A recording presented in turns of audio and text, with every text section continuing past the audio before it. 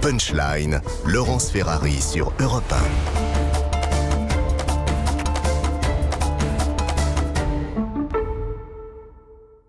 18h35, on est en direct sur CNews et sur Europe 1. On va évoquer l'Ukraine dans un instant. L'Ukraine qui annonce avoir repris plus de 20 villes en 24 heures aux Russes. On fera le point dans un instant.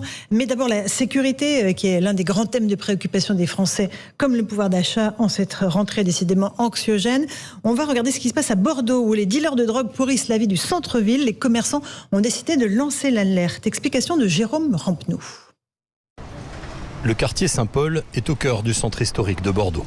Dans ces ruelles commerçantes, les violences sont quotidiennes entre les riverains, les jeunes en quête d'une dose de crack et les dealers menaçants. Le quartier se dégrade très clairement, la propreté est un vrai problème, l'accessibilité du quartier et puis l'ambiance fait peur. Et il y a beaucoup moins de monde et toute une population peut-être un peu plus fragile, âgée, ne vient plus dans le quartier. Dans le centre de Bordeaux, la galette de crack coûte entre 10 et 15 euros. Elle permet 4 ou 5 prises. Une drogue très bon marché qui attire de plus en plus de monde. Ils rentrent dans les magasins, moi j'en ai sorti un il n'y a pas longtemps. Ils rentrent, ils volent les choses et ils partent. Vous les accoursez, ils vous parlent très mal et oui, ils sont violents, très violents ceux-là. D'après les commerçants, il n'y a pas assez de patrouilles de forces de l'ordre. Tous les commerçants ont très peur aussi. Il y en a même qui me disent il va falloir qu'on fasse les policiers, qu'on se défende. Alors là, quand j'entends ça, ça me fait peur quand même parce que ce sont des pères de famille, ce sont des gens qui ont des boutiques ou des restaurants. Je me dis, il ne faut pas quand même qu'ils prennent trop de risques, mais on est prêt, ils sont prêts à en découdre. Les pouvoirs publics répondent au problème avec des renforts de policiers. 80 gardiens de la paix viennent d'arriver à Bordeaux à la rentrée. Les riverains du quartier Saint-Paul attendent maintenant des actions concrètes contre le trafic de drogue. Voilà pour la situation à Bordeaux avec ce trafic de crack que l'on pensait réservé à la capitale, Louis de Ragnel. Eh bien non, même dans le centre-ville de Bordeaux, c'est la gangrène, la vie du centre-ville. Absolument, d'autant plus que le crack, c'est vraiment une drogue très particulière. Les gens sont dans un état, c'est même pas second, c'est un état... Enfin, ils sont plus du tout en possession de leurs moyens. Moi, ce que je note simplement, c'est il y a un point commun. Vous avez Bordeaux, c'est une ville qui a basculé, qui maintenant est entre les mains des écolos. Et puis Paris, c'est Anne Hidalgo. Et donc, c'est des gens qui ont un énorme problème, qui ont eu beaucoup de mal à faire leur mue, même ils l'ont pas encore faite, sur les questions de sécurité. Et donc, il y a eu énormément de temps qui a été perdu sur les questions de vidéoprotection, sur les questions de police municipale, d'armement de la police municipale. La conséquence, eh bien, c'est ça. Donc, je pense que c'est pas juste le fruit du hasard. Il y a des responsabilités politiques locales qui sont extrêmement fortes. De la même manière que sur les questions de sécurité, on en parlait la semaine dernière, il y a une responsabilité très forte, par exemple, à Nantes, cette ville qui était la ville préférée des Français, qui a complètement sombré. Eh bien, comme par hasard, c'est une ville aujourd'hui qui est dirigée par les écolos et le Parti socialiste. Un problème qui semble insoluble, Éric Revel. À Paris, on le déplace de quartier en quartier, mais l'enfer est toujours le même pour les habitants. Bah oui, c'est quand même stupéfiant, c'est-à-dire que l'expérience politique des uns ne sert pas aux autres. Ce qui s'est passé à Paris, où on est passé de la colline du Crac au jardin des Halles ou vice-versa. Maintenant à la Villette. Maintenant la Villette. Ils ont reconstitué la colline du Crac à la Villette. C'est vraiment une drogue à destruction massive. Le crack. C'est-à-dire que Louis parlait de gens qui n'ont plus leurs facultés, c'est pire que ça en fait, ce sont nos vrais zombies. Bon, n'empêche que ce qui se passe à Bordeaux, on l'a connu à Paris, que la criminalité va bon train, que les commerçants aux alentours ne peuvent plus faire leur métier. Moi je me souviens, sur la colline du Crac, on avait fait cette émission avec Jean-Marc Morandini un matin et avec Éric Zemmour, où des gens nous expliquaient, des gens qui avaient des brasseries ou des cafés, que ça devenait un enfer, jusque y compris pour leurs clients, parce que les gens qui sont sous crack n'ont plus aucun repère. Ils se servaient à même les assiettes. Donc, si vous voulez, ça devient une zone de non-droit d'une violence incroyable. Alors, je retiens quand même la proposition de Gérald Darmanin, le ministre de l'Intérieur, puisqu'on sait que ce type de trafic est souvent aux mains d'Africains, et notamment de Sénégalais. Le ministre de l'Intérieur a expliqué qu'il se rendrait prochainement au Sénégal pour voir comment il pouvait, sinon couper, en tout cas visualiser davantage l'origine de ces trafics. Bon courage. Pendant ce temps-là, les gens à Bordeaux, à Paris et ailleurs vivent un enfer. Mais la drogue arrive beaucoup aussi de Guyane, pas seulement du Sénégal. Maître Golnadel, un mot sur ce trafic de drogue, de crack, qui rend la vie des riverains impossible. Moi, je crois que l'insécurité irrésistible est maintenant une réalité qui ne peut plus indéniable. Louis de Ragnel faisait le tour de France des villes, c'est vrai, souvent dominée ou gouvernée par les écolos, par les socialistes, j'y ajouterais Bonneville-d'Auban. On ne ressemble plus du tout à ce que j'ai connu moi. Donc c'est l'ensemble de la France qui est ainsi. Les gens se sentent démunis. Les gens se sentent effectivement abandonnés par l'État. Pas seulement par la municipalité, il faut le reconnaître. Abandonnés par l'État. Alors là, la dame dit que les commerçants menacent de prendre des choses en main. Oui, de s'organiser eux-mêmes, quoi. Oui, sauf qu'ils ont peur. Les gens, ce qui domine aujourd'hui, encore plus que la colère, c'est la peur, le désarroi. A raison. Oui, mais bien sûr, rarement peur aura été aussi justifiée. Alors l'État nous explique, alors il n'y a pas de doute qu'une grande partie du trafic du crack est dominée par les migrants illégaux, mineurs isolés, etc. Il n'y a pas de doute là-dessus. Je veux bien croire qu'il y a beaucoup de Sénégalais, mais enfin, c'est pas les Sénégalais. C'est le ministre de l'Intérieur qui a dit que c'est vrai au Sénégal. Hein.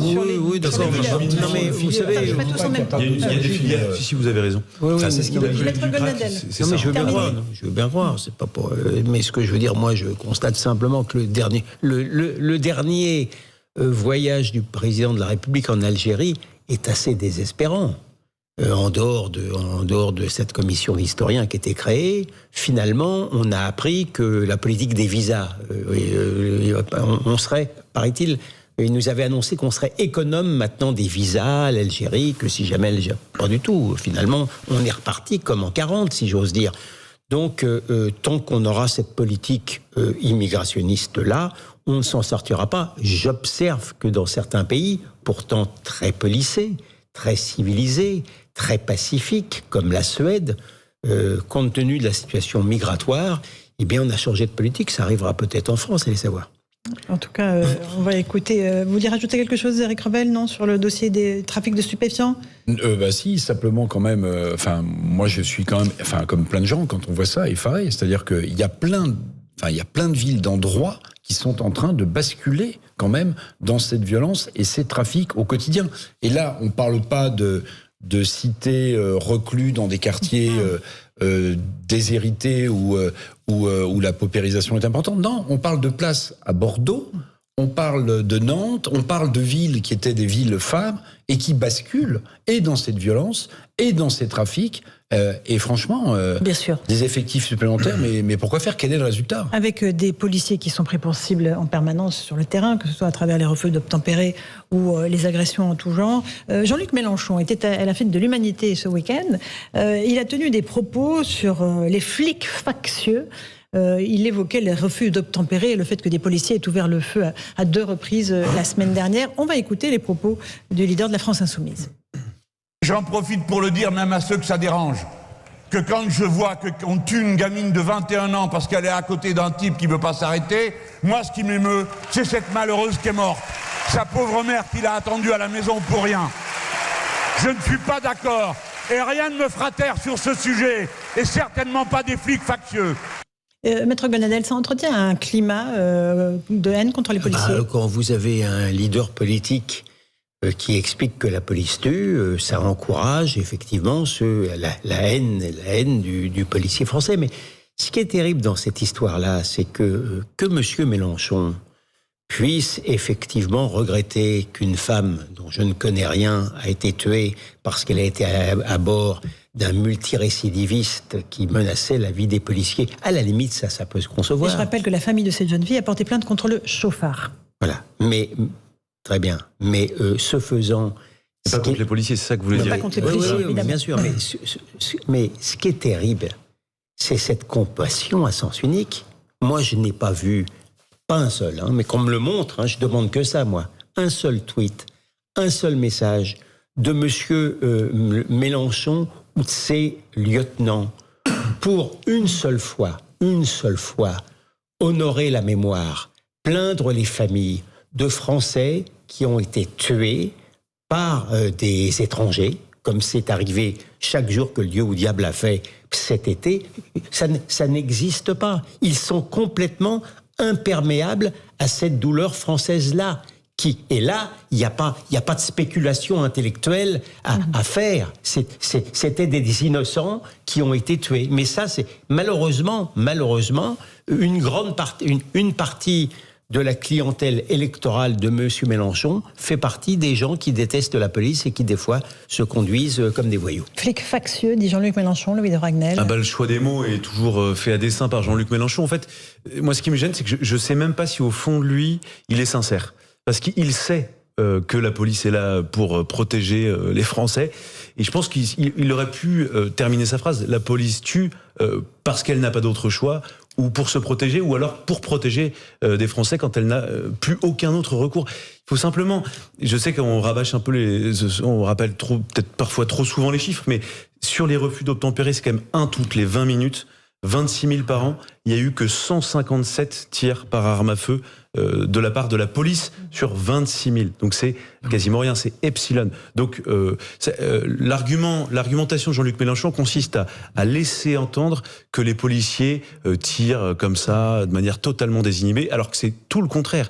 Aujourd'hui, on a une police qui est extrêmement inhibée, qui n'ose pas. Parce que dès lors que un policier sort son arme pour tirer, et pas forcément pour tuer, parfois pour juste tirer dans les roues d'une voiture, l'immobiliser, eh bien, immédiatement après, quasiment, il y a placement en garde à vue, enquête IGPN.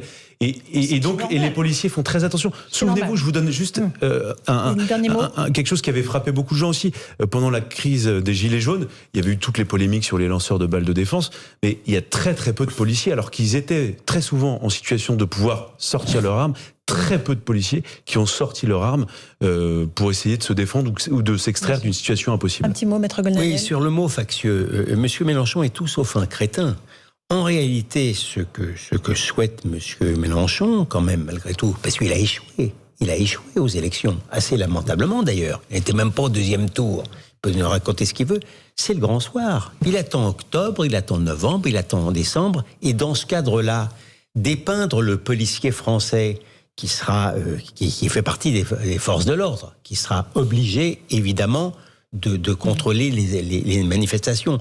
Le dépeindre déjà à l'avance comme un salaud factieux, ça a un sens pour lui. Éric Revel, un dernier mot. Moi, je voudrais juste rajouter à propos du mot factieux que c'est pas la première fois que Jean-Luc Mélenchon l'emploie.